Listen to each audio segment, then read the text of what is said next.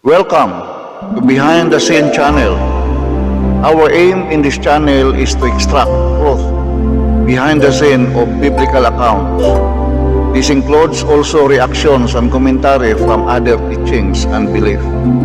All ideas that you will hear in this channel are all wisdom given by God. If in case that you will found same ideas to other, it is coincidental only. Magandang araw po sa inyong lahat mga kapatid. Sa video na ito, ang pag-uusapan natin ay controversial pero hindi na po ito bago sa atin. Dahil matagal na itong pinagtatalunan ng maraming mga mananampalataya sa mga Kristiyano man o kaya sa Muslim brothers natin. Pinag-uusapan ito kung ito ba talaga ay tama o hindi. Ang tinutukoy ko rito mga kapatid ay yung pagkain ng karne ng baboy. Para kasi sa Islamic people, ang karne ng baboy ay hindi pwedeng kainin at ito ay kasalanan para sa kanila. Pero para naman sa mga Kristiyano, ang pagkain ng baboy ay okay lang dahil ayon sa kanila ito ay nilikha ng Diyos para pagkain ng tao. Kaya lang, kapag kinakatwiran mo yung ganito,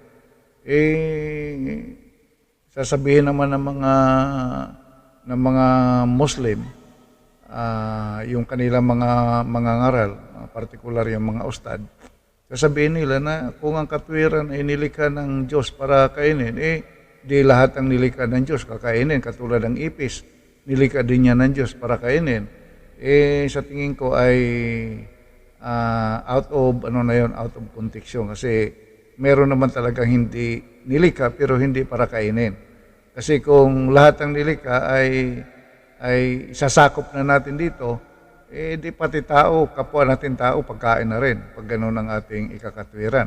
So ang tinutukoy lang natin dito kapag nagsasabi tayo na isa ito sa mga nilikha ng Diyos para kainin ay yung particulars na pagkain lang talaga. At wala ng iba. Huwag na natin pasukan ng iba pang mga argumento. So, ngayon, ang pag-usapan lang natin mga kapatid, ay okay bang kainin ang baboy o hindi? Kasalanan ba ito sa Diyos o hindi kasalanan? So, yan po ang ating pag-uusapan. At siyempre, sangguniin natin yung Panginoong Hesukristo. Bilang isang Kristiyano, siyempre, ako ay nakabase sa bagong tipan na sinabi ng ating Panginoong Hesukristo. At ito naman si Jesus ay hindi nyo rin siguro tututulan kayo sa Islam dahil alam ko si Jesus ay kinikilala nyo ring propeta. Kaya gusto kong kunin o ikot ang kanyang sinabi at tingnan ninyo kung susundin nyo ba yung sinabi ng ating Panginoong Hesukristo tungkol sa pagkain. Dito sa Mateo 15 ay mayroon tayong mababasa rito sa 15 to 11 hanggang 20, ito yung pangangaral ng ating Panginoong Hesukristo doon sa mga kausap niya noong unang panahon. Ito, simulan po natin dito sa sa 11 ng Mateo 15. Ito po, Mateo 15. Ito yung edition ng Biblia. Magandang Balita, Biblia, second edition. So, ito yung 11. Ang lumalabas sa bibig ng tao, hindi ang pumapasok ang siyang nagpaparumi sa kanya sa paningin ng Diyos. So dito ay sinabi ng ating Panginoon na ang nagpaparumi daw sa tao ay yung lumalabas sa bibig. Pero yung pumapasok, hindi siya nagpaparumi sa paningin ng Diyos. Kung i-analyze natin mga kapatid, ang mga talatang ito ay sumasaklaw ito sa lahat ng klase ng pagkain. Kasi ang pumapasok, hindi ang pumapasok ang siyang nagpaparumi sa kanya sa paningin ng Diyos. So pag sinabing pumapasok, lahat ng uri ng pagkain na pwedeng kainin ng tao ay hindi sa kanya magpaparumi sa paningin ng Diyos. Sa makatuwid, sa pamamagitan ng mga talatang ito, ay nililinis ng Diyos, partikular ng ating Panginoong Jesucristo, yung lahat ng klase ng pagkain. Binanggit niya dito sa paningin ng Diyos. Sa makatuwid, kung gusto mong kumain ng baboy, gusto mong kumain ng dinuguan, gusto mong kumain ng baka, yung baka ayaw rin kainin ng mga Hinduism,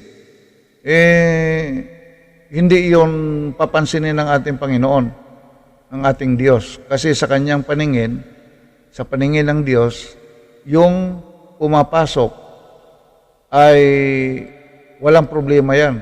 Kasi hindi yan nagpaparumi sa tao. Pero yung lumalabas sa bibig ng tao, yun ang may problema tayo. Yun ang nagpaparumi sa atin. Kaya kung gagamitan natin ito ng sentido komon, mga kapatid,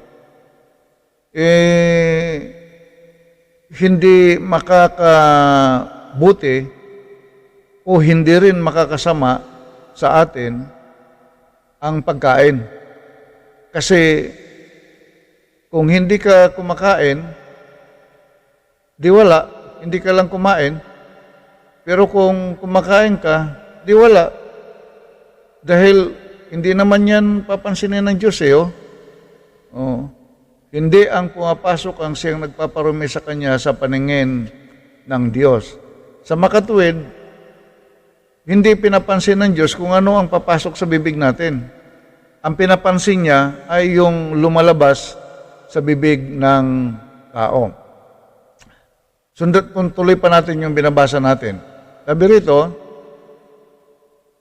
pagkatapos lumapit naman ang mga alagad at sinabi sa kanya, hindi po ba ninyo alam na nasaktan ng mga Pariseo sa sinabi ninyo?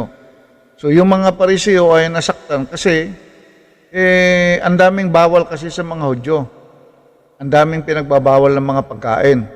So isa na nga doon sa mga ipinagbabawal ay ang pagkain ng baboy. Kaya nung sabihin ng ating Panginoon na hindi ang pumapasok sa bibig ang siyang nagpaparubi sa paningin ng Diyos, nasaktan yung mga Pariseo.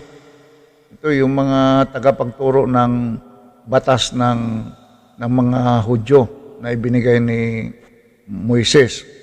So, sumagot ang ating Panginoon, ang bawat halamang hindi itinanim ng aking Ama na nasa langit ay bubunutin. Hayaan ninyo sila. Sila ay mga bulag na taga-akay ng mga bulag at kapwa-bulag ang umakay sa kapwa-bulag. Pareho silang mahuhulog sa hukay. So, medyo masakit yung tinuran ng ating Panginoong Hesus kasi yung mga Pariseo na nagbabawal tungkol sa pagkain ay bulag ang pagkakamention ng ating Panginoong Hesus. Sila ay mga bulag na taga-akay. Kaya ang sabi ng ating Panginoon, hayaan nyo na sila kung ayaw nilang kumain. Kung gusto nilang kumain o ayaw nilang kumain, hayaan nyo na sila. Mga bulag na taga-akay yun. So, actually mga kapatid, katulad ng sinabi ko dito kanina, hindi naman talaga nakakasama sa tao kung ano yung kinain mo o kaya kung ano naman ang hindi mo kinain. Kaya lang naman sinabi ng Panginoon na sila yung mga bulag na taga-akay kasi nagagalit sila sa kumakain. Kaya sabi nga dito, hindi po ba ninyo alam na nasaktan ng mga Pariseo sa sinabi ninyo? Para sa kanila, yung kumakain ng baboy, makasalanan. Hindi dapat itimbang ng tao ang kasalanan ng tao sa pamamagitan ng pagkain. Kasi walang no bearing yun sa Diyos.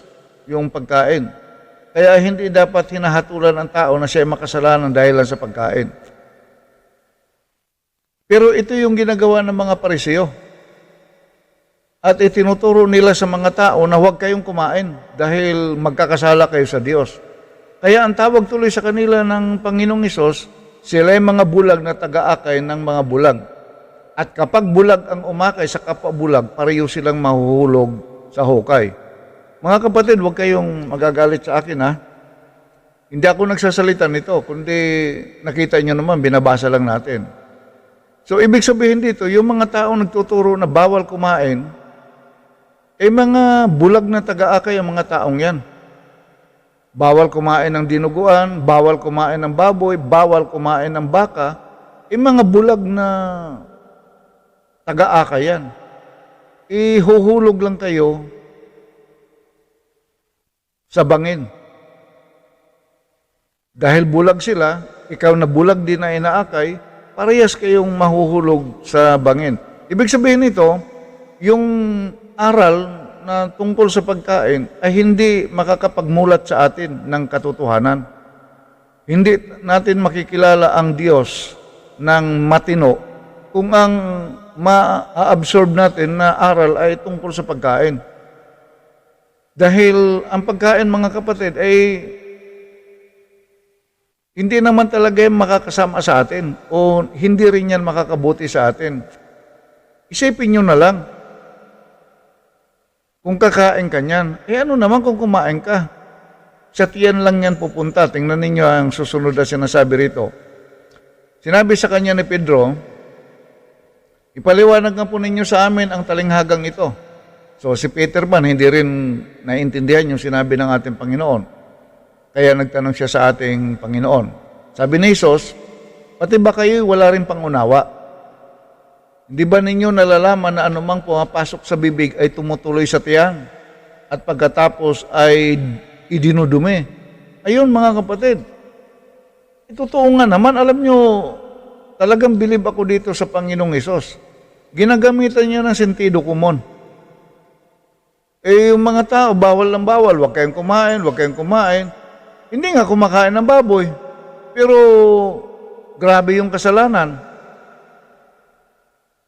Kaya tama yung ating Panginoon na ang pagkain ay pumapasok yan sa bibig. Pag pumasok sa bibig, saan ang tuloy niyan? Di sa tiyan.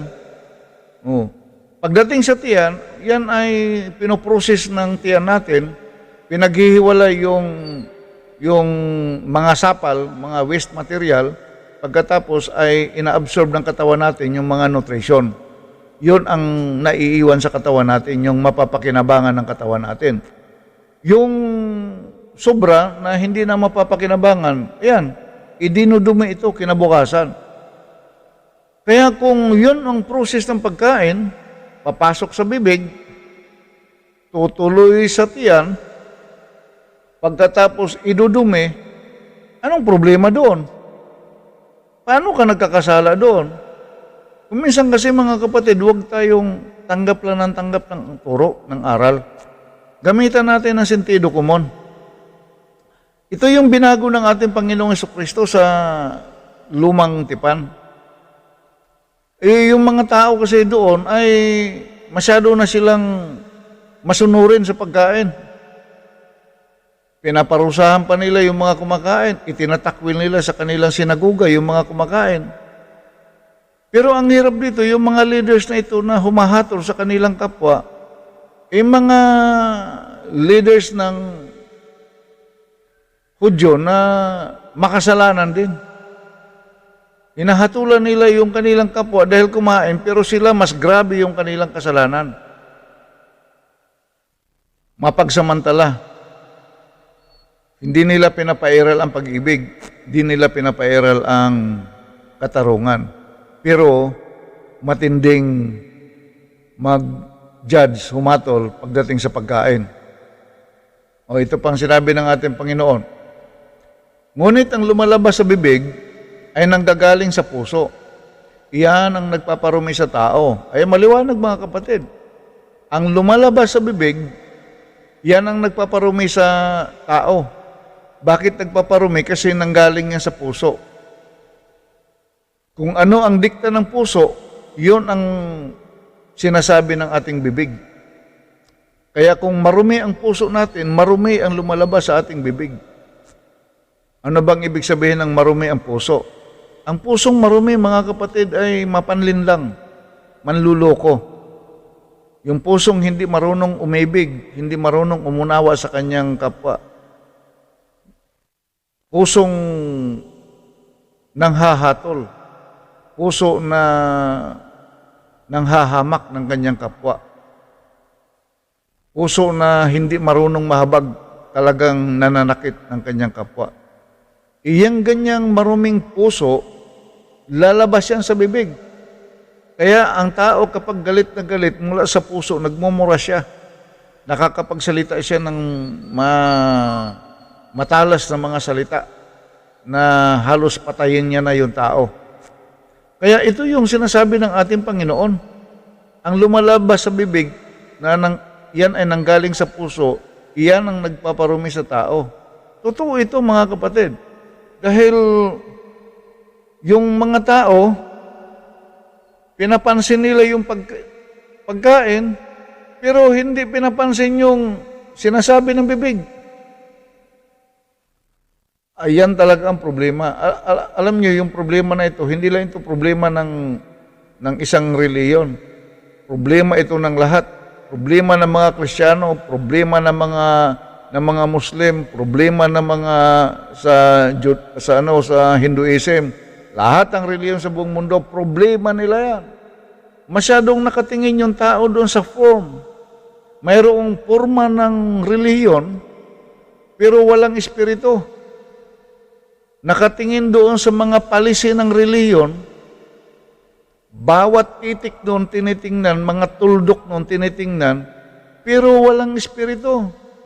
Yung pinaka-importanting bagay na dapat gawin, katulad ng pag-ibig, pagmamalasakit, paggawa ng katarungan, paglilingkod ng totoo sa Diyos, ito tuloy ang hindi pinapansin. Yung walang kwenta, yung hindi maganda, yun ang pinapansin. At ang nakakatawa nito, mga kapatid, ang daming nag-aaway dyan dahil sa pagkain.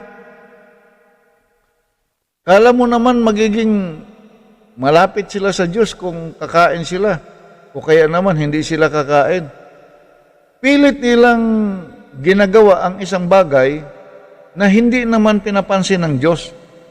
Gusto nilang lumapit sa Diyos sa pamamagitan ng isyu ng pagkain, hindi naman yan ang tinitingnan ng Diyos. Kapag ina-assist ng Diyos ang tao, kasi siyempre meron tayong assessment sa Diyos.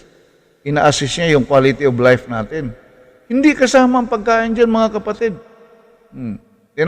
Tuloy pa natin. Sapagkat sa puso nanggaling ang masasamang isipan, pagpatay, pangangalunya, pakikiapid, pagnanakaw, pagiging saksi para sa kasinungalingan, at paninirang puri. So, yan po ang dahilan. Yan ang mga lumalabas sa bibig. Diyan nagagalit ang ating Diyos. Yan ang kanyang pinapansin talaga. Kapag siya ay mag-assist sa tao, ang ina-assist niya yung heart, yung puso natin. Dahil yung puso natin, yan ang tinitingnan ng Diyos. Kasi nandyan lahat makikita kung anong klaseng tao tayo. Kaya hindi mo pwedeng ipagkaila kung sino ka. Pwede mo sigurong maitago pansamantala, pero hindi mo talaga panghabang panahon na maitatago. Ilalantad at ilalantad ka ng iyong puso. Kaya ang Diyos nakatingin sa puso, hindi doon sa panlabas na kaanyuan. Yung mga tao masyado mapagkunwari. Pag mayroon diyang baboy, talagang hindi sila dadampot. Papakita talaga nila na sila ay sumusunod sa Diyos. Pag mayroon dyan dinuguan, talagang lalayo sila sa dinuguan. Kasi nga, kasalanan yon para sa kanilang reliyon. Kaya alam mga kapatid, yung mga taong ito na hindi kumakain ng dinuguan, lasinggo. Ang lakas humit-hit ng sigarilyo. Manluloko. Ay, nako. Bakit ganito? Alam nyo yung mga tao, pilit nilang gustong lumapit sa Diyos, magkaroon ng kaligtasan. Pero yung ginagawa nila, yung sinusunod nila sa kanilang buhay, ay yung mga bagay na madaling gawin. Ang dali lang naman eh. Kung yan lang ang paraan ng Diyos na makapasok ka ng langit, na umiiwas ka sa pagkain, di pagkadali-dali nun. Di ko nga alam kung bakit itong si Adan at Eva, isang pagkain lang binawal sa kanila, kinain pa rin. Kadami-daming kakainin sa paraiso, yung bawal, yung pangkinain. Kung itong pagkain ng mga karne na ito ay yun ang batayan ng Diyos sa pagpasok sa langit, maraming papasok ng langit.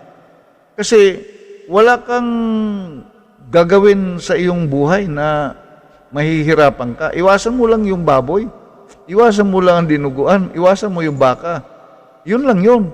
Mga kapatid, okay ka na. Siguro kahit ka pa mangalunya, kahit ka pa magnakaw, kahit ka pa pumatay, kahit ka pa mag-isip ng masasamang isipan, kahit ka pa maging sinungaling, ligtas ka pa rin kasi hindi ka kumakain ng baboy. Ay, naku mga kapatid, mahirap yung ganyang klase ng isipan. Kapag maging ganito tayo, ugali natin, mahirap yon. Lalo lang masisira yung ating relasyon sa Diyos. At siguro sasabihin nyo sa akin, hindi naman yan ang ibig sabihin na pagkain lang ng baboy ang dahilan para makapasok sa langit. Siyempre, ang iba gagawin din. Kung yun ang isipan, mga kapatid, bakit ang binibigyan ng pansin pagkain lang? Di sana lahat bigyan ng pansin, wag na tayo maging ipokrito. Iwas ang iwas sa pagkain pagkatapos gawa ng kasalanan. Kaipokrituhan yun. Mapagkunwari tayo, plastic tayo. Hindi natin pwedeng lukuhin ang Diyos dyan. Hindi natin pwedeng itago yung mga bagay na yan sa ating Panginoon. Pwede tayong magkunwari sa tao, pero sa Diyos ay hindi. Sundan pa natin yung ating binabasa. Iyan ang nagpaparumi sa tao sa paningin ng Diyos. Hindi nagiging marumi ang isang tao kung siya man ay kumain ng hindi muna naghuhugas ng kamay sa paraang naaayon sa minanang katuruan. Alam niyo mga kapatid, tinuloy ko nang bagbasa dito kasi baka sabihin niyo, meron akong iniiwasan na talata. Kaya ko hindi tinuloy ang verse 20. Kasi ito yung ginagamit nila argumento. Yung sinasabi dito sa taas, binabaliwala nila. Kasi dito na sila naka-focus. Ang sabi nila, hindi naman tungkol sa pagkain o ng baboy ang tinutukoy dyan. Ang context yan ay tungkol sa paghuhugas ng kamay. So, hindi nakakarumi kung hindi ka maghugas ng kamay, ay bago ka kumain, hindi yun nakakarumi sa iyo. Hindi yung pagkain ng baboy ang tinutukoy riyan. Yan ang kanilang argumento. Mga kapatid, para namang hindi nyo naintindihan ang inyong binabasa. Ang pinag-uusapan dito, pagkain. Ang linaw niya, no? Hindi ba ninyo nalalaman na anumang pumapasok sa bibig ay tumutuloy sa tiyan, pagkatapos ay idinudumi. So, ang pinag-uusapan dito, pagkain. Mga kapatid, bagamat ang pinanggalingan ng kanilang usapan na ito, bakit napasok dito sa pagkain, ay yung paghuhugas ng kamay. Kasi ang mga Hudyo ay masyado silang istrikto na base sa kautusan, kinakailangan mo munang maghugas ng kamay bago ka kumain. At ang paghugas ng kamay, mayroong sistema, yung paraan na naayon sa minanang katuruan. Hindi ito katulad ng paghugas ng kamay natin, na kumuha ka ng sabon, tapos ilagay mo sa gripo, maghugas ka, okay na. Hindi po ganon. Mayroong pang sistema ng paghugas. At yun, kinakailangan mong sundin ang sistema na naayon sa minanang katuruan nila. So, yan ang pinaghugutan ng usapan na yan.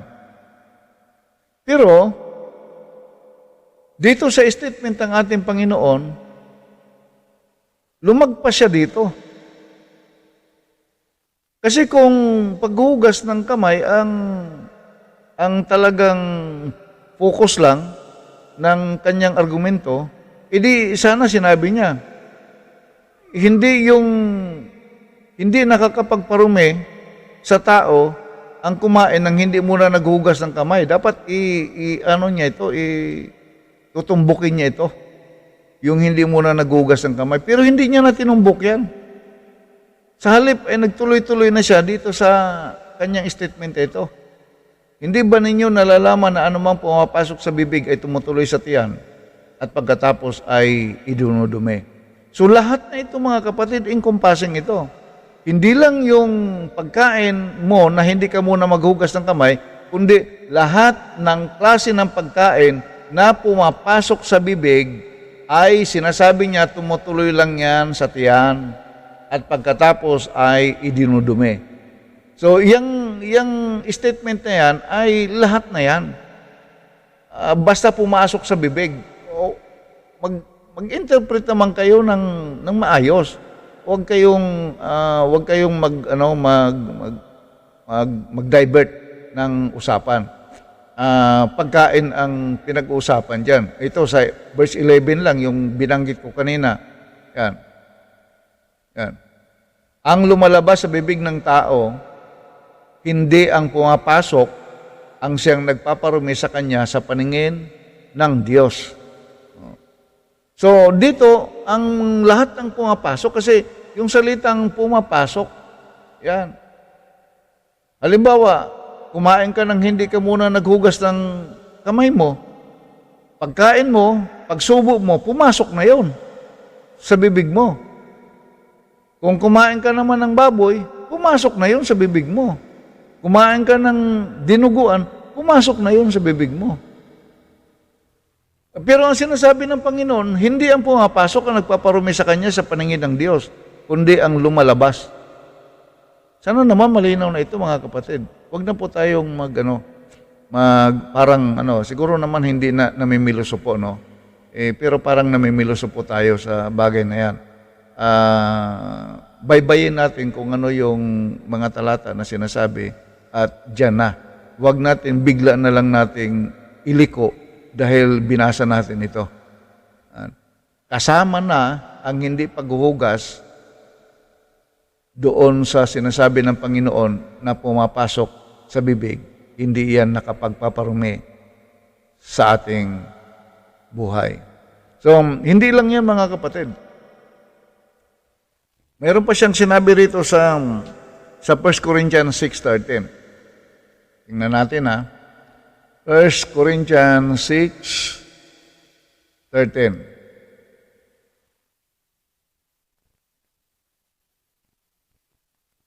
Yan. Yan. Sasabihin naman ng iba, ang mga pagkain ay para sa tiyan at ang tiyan ay sa mga pagkain. Totoo yan, ngunit parehong sisirain ng Diyos ang mga ito. Ang katawan ay hindi para sa pagkikapid sapagkat ito ay para sa paglilingkod sa Panginoon. At ang Panginoon naman ang nag-aalaga sa katawan. Sinasabi ng mga tao noon, kain ka lang ng kain. Dahil ang pagkain naman para sa tiyan at ang tiyan ay para sa pagkain.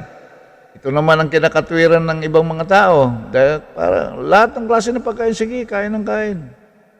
Kahit ano magagawa natin.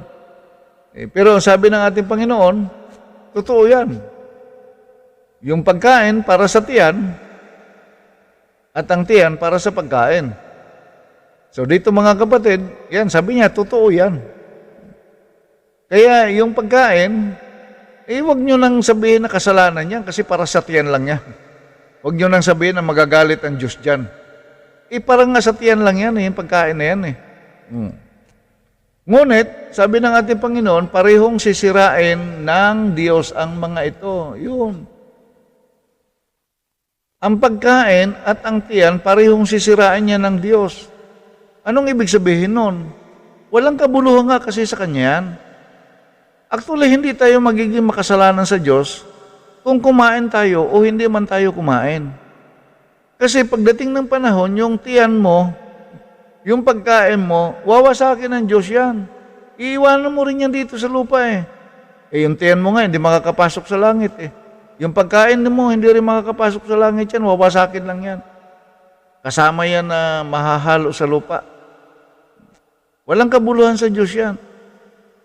Pero ang nakapagtataka mga kapatid, maraming mga tao ang nakikipagpatayan dahil sa pagkain. Mayroon akong nabalitaan na yung mga Hindu,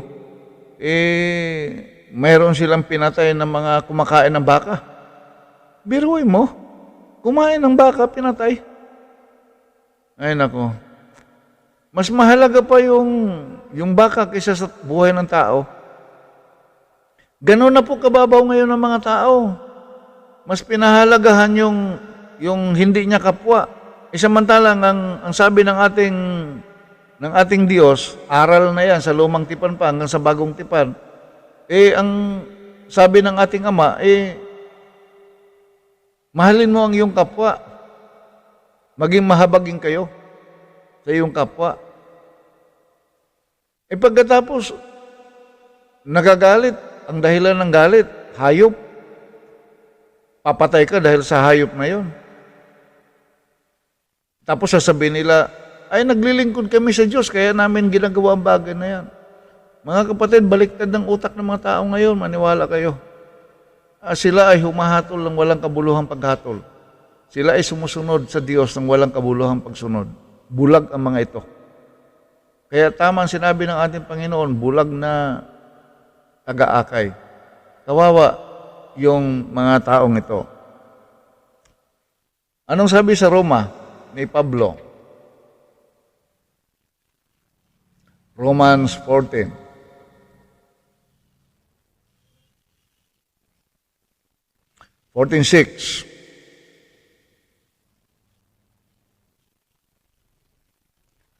Ang nagpapahalaga sa isang araw ay nagpapahalaga rito alang-alang sa Panginoon. Ang kumakain ng anuman ay kumakain niyon alang-alang sa Panginoon, sapagkat nagpapasalamat siya sa Diyos. Iyon namang hindi kumakain ng ilang uri ng pagkain ay gumagawa ng ganoon, alang-alang din sa Panginoon, at nagpapasalamat din siya sa Diyos. Ayun nga sinasabi ko mga kapatid. Kung kumakain ka, di kumain ka, basta yung kinakain mo, pinagpapasalamat mo sa Diyos. Ngayon kung hindi ka naman kumakain, di okay lang. Basta kung ano man ang kinakain mo, pinagpapasalamat mo yun sa Diyos. Ang ibig sabihin niyan mga kapatid, kanya-kanya lang tayo ng kain. Kanya-kanyang pagkain lang. Kung hindi tanggap ng sikmura mo, talagang nasusuka ka kapag kinakain mo yun, di huwag kang kumain. Pero kung tanggap ng sikmura mo, gusto mong kainin, masarap ang lasa, lalo na yung adobong baboy, napakasarap, hindi kumain ka. Ngayon, ikaw na hindi kumakain, huwag ninyong hahatulan ang kumakain. Sino kayo para humatol? Kung ito ngang Panginoong Hesus, nagsabi na hindi iyan nakakapagparumi sa tao kapag pumasok sa tiyan, pumasok sa bibig, kasi tumutuloy lang yan sa tiyan. Pagkatapos ikaw, na hindi ka naman propeta, sasabihin mo, makakasama yan, kasalanan sa Diyos yan, sino ka para sabihin yon? At saka mga kapatid, gamit-gamit din tayo ng sentido komon. Sentido komon, gamit tayo. Huwag naman yung sumusunod tayo na para tayong mga bulag. Huwag kayong magagalit sa akin ako ay nangangaral ng salita ng Diyos at sinasabi ko yung mga katotohanan na ito para mapabuti tayo. Hindi ako nag-aalangan na sabihin ito kasi ito naman yung salita ng Diyos at wala akong sinabi sa ganang aking sarili lang. Nabasa nyo naman, yung lahat ng mga sinabi ko ay nabasa ninyo. So, kung magalit kayo sa Panginoong Hesus. Kasi siya ang may sabi nun, hindi ako. Parang nireli ko lang yung sinabi ng ating Panginoong Hesukristo. At ito, maging si Pablo, sinabi niya rin ito. So, yung kumain siya. Yung hindi kumakain, huwag siyang kumain. Mayroon tayong, binibigyan tayo ng laya ng Diyos kung ano yung preference natin sa pagkain. Hindi na ito makakahadlang. Kasi alam niyo mga kapatid, mayroong dahilan kung bakit ganito ang ginawa ng Diyos natin. Kung bakit ginawa niya na sa lumang tipan, ipinagbawal niya ito sa mga Israelita. Pero pagdating dito, ang Panginoong Hesukristo ay hindi niya na ito pinagbawal. Mayroon pong dahilan. Kaya lang, sa mga susunod na video natin sasabihin dahil masyado na tayo mahaba sa episode na ito. So sana po makatulong ako sa inyo sa pamagitan ng video na ito. Magkaroon tayo ng tamang pag-iisip, tamang desisyon sa buhay. Sinasabi ko sa inyo, yung pagkain is pagkain. Wala pong issue yan sa Panginoon. No bearing yan. Hindi yan papansinin ni Lord. Kain lang tayo ng kain. Kahit anong gusto natin kainin. Basta, wag makakasira sa katawan natin. Kasi doon na tayo magkakasala sa Diyos kung ang kinakain natin ay makakasira na sa ating katawan. Kaya siguro ako, ang advice ko, huwag kayong kakain ng baboy kung mayroon kayong sakit. O kaya naman kung kaya hindi kayo kumakain ng baboy kasi mayroon kayong health issue, okay yun. Ang punto ko rito, kaya ako sinasabi ito, kung health issue ang hindi natin pagkain, hindi tayo nagkakasala sa Diyos. Walang problema doon. Pero kung kakain ng tao tapos sabihin mo makasalanan siya, nagkakasala na tayo sa Diyos kasi humahatol tayo ng hindi tama. Tapos inaakin natin ng tao sa isang maling katuruan. So, ang paghatol na hindi na yun ang batayan ng Diyos, mali na yun mga kapatid. Kasi yun ay hatol na ng tao. Hindi na yun hatol ng Diyos. So, salamat po at sumainyo ang paggabay, pagpapala ng ating Diyos, ng ating Ama. Natang kayo sa lahat ng inyong ginagawa. Bye-bye!